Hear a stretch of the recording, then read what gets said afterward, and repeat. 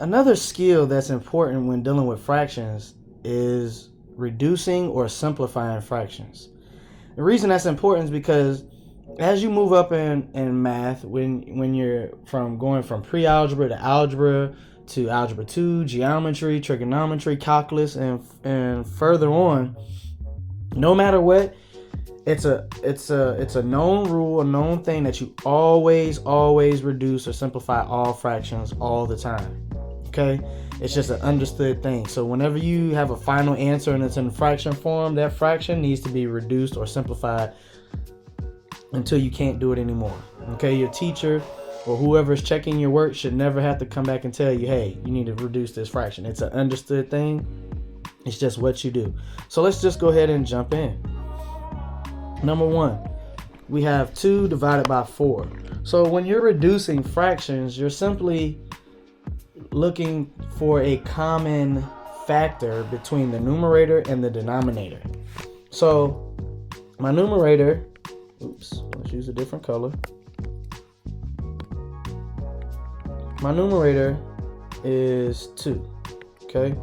And I want the factors of 2. So factors of 2 are 2 times 1.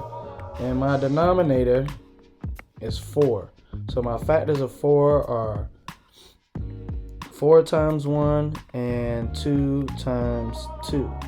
Now, we see that both of them have a common factor of 2. So if I rewrite this, I could rewrite it to say 2 times 1 divided by 2 times 2. And here I would be able to simplify, because both of these have a factor of 2. I can get rid of that factor of 2, which means that this is equal to 1/2. Okay, so if I reduce 2 over 4, or excuse me, 2 fourths reduces to 1/2. Another way you might see somebody show the work is by doing this. Since I know both of them have a common factor of 2, that means that I can divide both of these by 2. And when I do that, the factor that's remaining is going to be part of my answer. So that's going to give me 1 divided by 2. So 2 fourths, once again, reduces to, or simplifies to, 2 fourths simplified is 1/2, or 2 fourths reduced is 1/2. All right, let's take a look at number 2.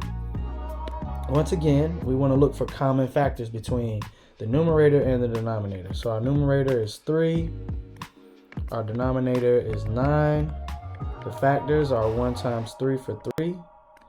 And for 9, we have 1 times 9 and 3 times 3. So we see right now that both of them have a common factor of 3, which means that both of these can be divided by 3, and the leftover is going to, the remaining factor is going to be our answer. So let's go and rewrite it. We could rewrite 3/9 to say 3 times 1 divided by 3 times 3. We get the common factor, the 3 in the numerator and the 3 in the denominator cancel out, which just leaves us with 1/3.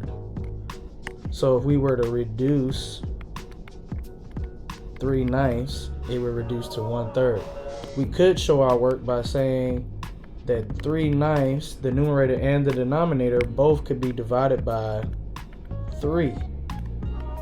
And when we do that, we divide both of those by 3. 3 divided by 3 is 1, and 9 divided by 3 is 3.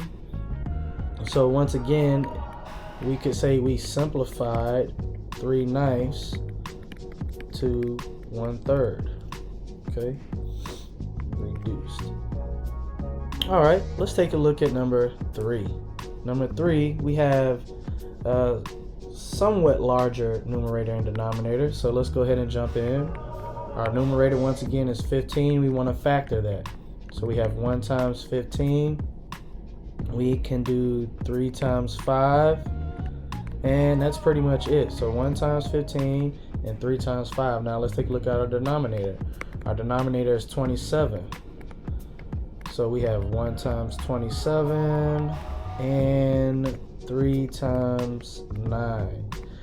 We can't do anything else. There's no other factors for 27 and 15. But we do recognize that both of them have a common factor of what? 3.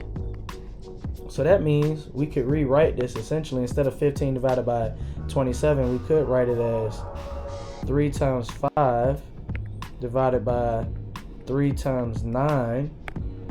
The 3's will cancel out, which just leaves us with 5 ninths.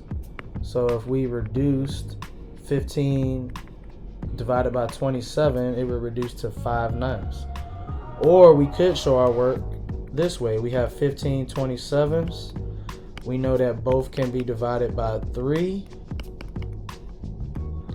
That's going to leave us with the remaining factor. 15 divided by 3 is 5. 27 divided by 3 is 9. So we could say we simplified 15 27ths to 5 ninths. Simplified. Okay. Let's see, we have one more here. And this looks to be a improper fraction because once again the numerator is bigger than the denominator. All right. And if we want, we can go, well, taking a look, these first 3 were all proper fractions. This last one, once again, is an improper fraction. So let's go ahead and jump in and let's figure this one out. So we have our numerator is 42. Our denominator is 28. So we're looking for a common factor, and the greatest common factor. Okay. So what would help is if we just go ahead and reduce, factor these. So we have 1 times 42. We can do 2 times 21. We could say 3 times 14. We could have 6 times 7. We don't have any other factors there. Now if we jump over to the 28, in 28 we have 1 times 28. We could do 2 times 14. We could use, let's see, 4 times 7. Is there anything else? 3s, 5s? Nope. So that would be our factors there. Remember, we're looking for the largest, okay, the greatest common factor. Well, let's highlight the ones that they have in the same. Well, they both have 14, and they both have factors of 7. But which one is the largest? Well, the largest here is 14 for both of them. So we could rewrite it like this: 3 times 14 for 42 divided by 2 times 14, and the 2 times 14 represents 28. We would cancel out the 14s, and that would reduce us to 3 halves. So that's one way we could look at it, reduced. All right. Now, what if we didn't know these factors, 3 times 14 and 2 times 14, because the 14 is pretty large. Most people know the ones that I highlighted in green, those common factors, 6 times 7 and 4 times 7. So let's see what would happen if we did that. 6 times 7 as the numerator, 4 times 7 as the denominator. The 7's cancel out. That simplifies to, or reduces to, 6/4. But looking at that, we know that can be reduced again. And if we are proficient and really know our times tables, well, we know that both of these could still be divided by 2 one more time. And once again, that would still get us to 3 halves. Okay. So, oops, wrong color. So once again, we have two different ways we could have looked at this one. We could have looked at it like A, or we could have looked at it like B. Now, what if we didn't want to write out the factors? We could just show that we were reducing by dividing, okay? So we would have 42 divided by 28. We know that 7, let's try the one with 7. We can divide both of these by 7. We know that 7 goes into both of these. 42, 7 goes into 42 6 times. 7 goes into 28 4 times. And then one more time, we would know that, hey, we can divide both of these by 2.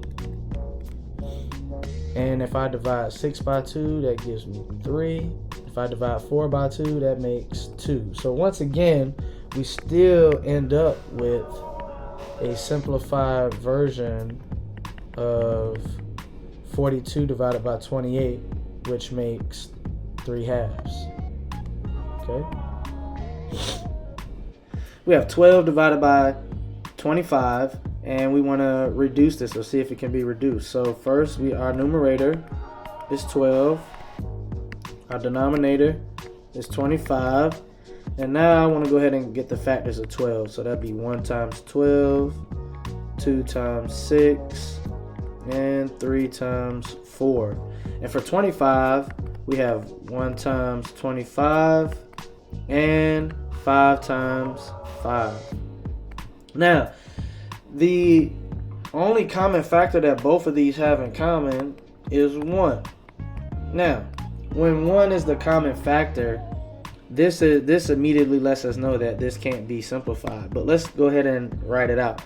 So work it out. We have 1 times 12 divided by 1 times 25. And the 1's cancel out. So we're still left with 12 25ths. Which lets us know, once again, that this cannot be simple. It's already simplified. Already reduced, or let's say already reduced, which means that this is in lowest terms already, and all of that means that cannot be reduced or simplified. Therefore, 12 25ths is simply just equal to 12 25ths. And that's it.